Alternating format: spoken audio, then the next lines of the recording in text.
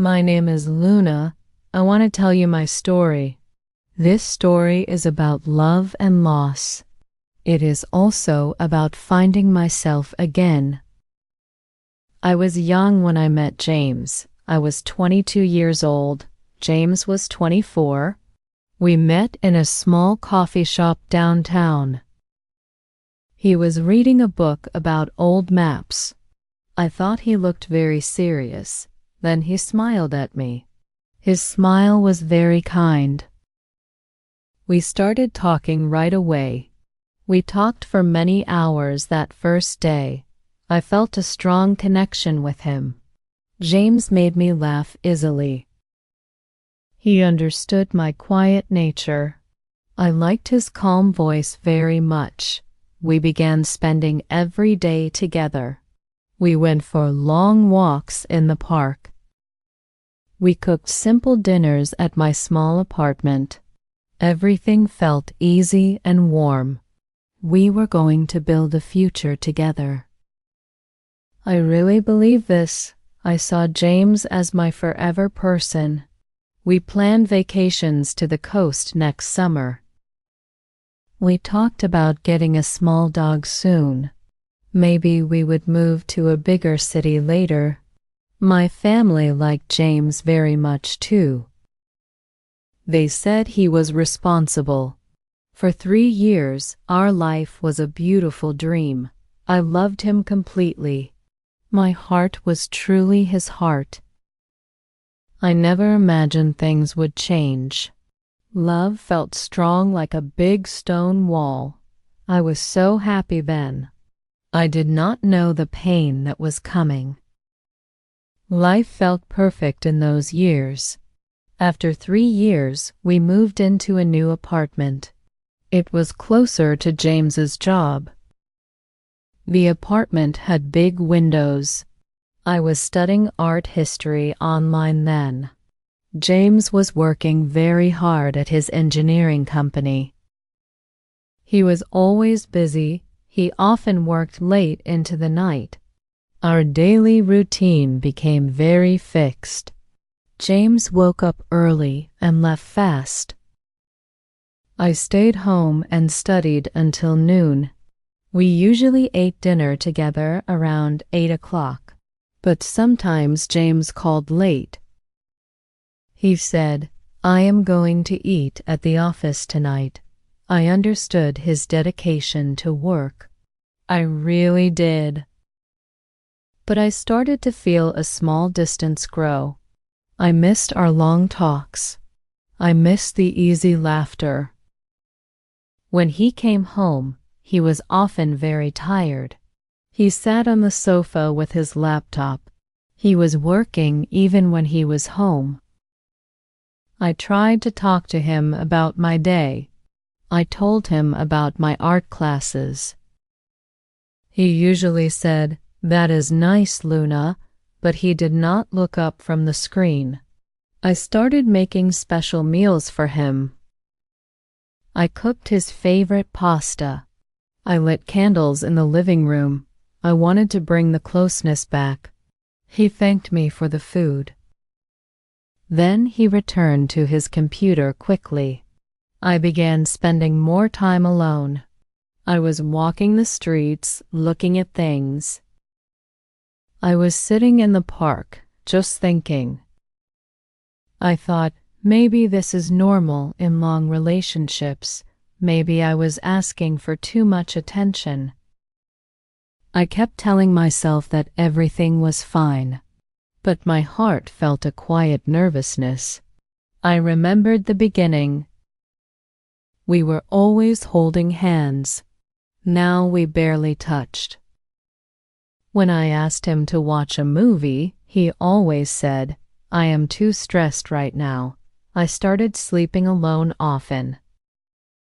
James stayed awake working until 2 a.m. I felt the warmth leaving our home slowly. I tried very hard to keep the house warm for us. I did not want to worry him. One Tuesday evening, James came home later than usual. It was almost 11 o'clock. He looked very tired, but different tired. He was wearing a new blue shirt. I did not recognize the shirt. He had a strange, sweet smell on him. It was not his usual cologne smell. I was sitting in the kitchen, drinking tea. I looked at him closely. He looked tense and avoided my eyes. "Where were you, James?" I asked softly. I did not want to sound like a wife in a movie. He put his keys on the counter loudly. "I was with clients," he said fast. "We had a dinner meeting downtown." I knew his company rarely had late client dinners. I knew his schedule very well. "But you told me you were going to work alone," I said. My voice was shaking a little bit. He sighed heavily. He rubbed his face with his hands. "Luna, stop asking questions. I am very busy right now." He walked straight into the bedroom. I stayed in the kitchen for a long time. I felt cold inside, even with the hot tea. I thought, he is hiding something important. The next day, I was cleaning the living room. I found a small receipt crumpled near the trash can. It was from a fancy French restaurant. The date was last night. The receipt was for 2 meals. It also showed an expensive bottle of wine. James does not drink wine when he is with clients. I felt a crushing pain in my stomach. I went to my computer quickly. I looked up the restaurant address. It was far from his office building. It was near the south side of the city. My hands were shaking very badly. I put the receipt back where I found it. I did not want him to know I knew. I waited for James to come home that night. I was ready to talk, but he just kept working on his laptop again. He acted like nothing was wrong at all. The silence felt heavy now. It was filled with my unspoken questions. I watched him. I saw a stranger where my love used to be. The pain was starting deep inside my chest. The true turning point happened the following Friday. James told me he was going on a short business trip. He was going to Philadelphia for 2 nights. He packed a small suitcase quickly. He kissed me on the cheek very fast. He said, "I will call you later, Luna." I stood at the door and watched him leave. I felt a terrible certainty in my heart. I knew he was not going to Philadelphia. After 10 minutes, I opened his laptop. I knew his password. It was our anniversary date. I felt guilty about looking at his private things. But the need to know the truth was bigger than my guilt. I opened his email first. Nothing seemed strange there. Then I checked his text messages. I saw a long conversation with a contact named Sarah D. I opened the chat history. The recent messages were very clear. They were talking about a trip. Sarah wrote, "I am so excited for our weekend away, James." "The beach house is perfect," James replied. "Yes, I cannot wait to be with you, my love." The world stopped moving for me then. The air left my lungs completely. I felt dizzy and very sick. I read the messages again and again. My mind refused to accept the words. He was not on a business trip. He was on a romantic trip with another woman. All the late nights, the stress, the distance, it all made horrible sense now. I closed the laptop very gently.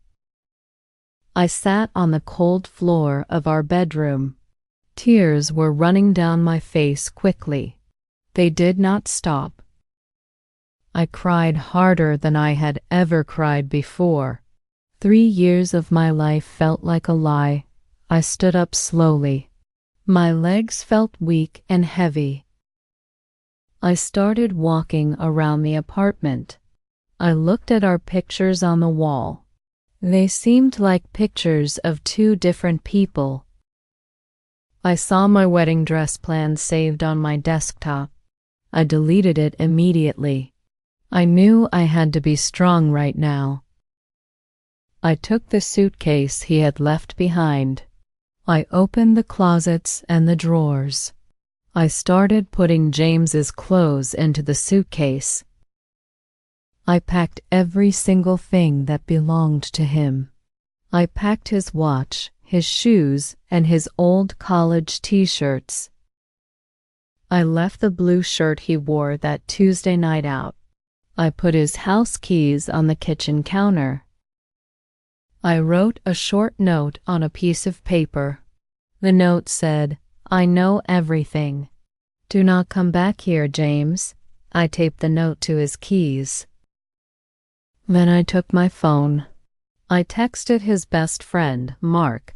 I asked Mark to come to the apartment tomorrow morning. I told him James needed his things. I put the large suitcase near the front door. The apartment felt instantly empty and cold. I did not want to be there alone anymore. I left the apartment and walked out into the cold night air immediately. I went straight to my mother's house that night. She opened the door and saw my face. She did not need to ask any questions. She just hugged me tightly. I cried into her shoulder for maybe 2 hours. My mother made me hot soup and strong tea. I could not sleep at all. My heart ached very physically. It felt like a deep cut that would not heal. The next morning, I called my university advisor. I told them I was going to take a break from my studies. I needed time to breathe. I needed time to just be Luna again. James called me on Sunday night. He sounded shocked and confused. He asked me to talk. He asked me to explain the note. I told him, "There is nothing to explain, James. The messages are enough." He started crying and apologizing. He said it was a mistake. He said he loved only me. His words felt hollow and fake to me now. I listened to his voice for 1 more minute. Then I hung up the phone. I blocked his number immediately after. This was the hardest thing I have ever done. I knew this relationship was truly over. The pain was immense, a heavy blanket over my life. For 2 months, I was very sad. I barely left my mother's house. I looked at myself in the mirror. I did not recognize the sad woman looking back. I was losing myself completely. Then one morning, I woke up early. I looked outside at the bright sunshine. I thought, I cannot live like this anymore. James broke my heart, but I was still here. I was still Luna. I decided I was going to start living again. It was a small decision, but a powerful one. I was going to find my strength again. I was going to be happy without him. The recovery process was very slow, like walking up a steep hill. First, I started exercising again. I went running in the mornings. The fresh air helped my mind clear. Then I started painting again. I used to paint a lot before James. I painted large, colorful canvases. The colors helped me express my silent feelings. I enrolled back in my art history course. I found new friends there. We talked about art and life. We never talked about James. I realized that my happiness was not tied to one person. My value was not tied to being someone's girlfriend. I was a full person all by myself. I was Luna. It took almost a year, but I healed fully. Sometimes I think about James. I do not feel anger anymore. I feel a quiet sadness for the lost time, but I am grateful for the lesson. Love should make you feel safe, not small. True love is honest and always open. If someone breaks your trust, you must choose yourself first. Always choose the truth over the comfort of a lie. I learned that I am resilient and strong. I found a new, better love in my life. That love is self-respect. Now, I am happy every day. I am going to keep painting and learning. This journey taught me everything important. It taught me how to save myself. If you liked this story and want to learn more, subscribe to the channel and see the next story.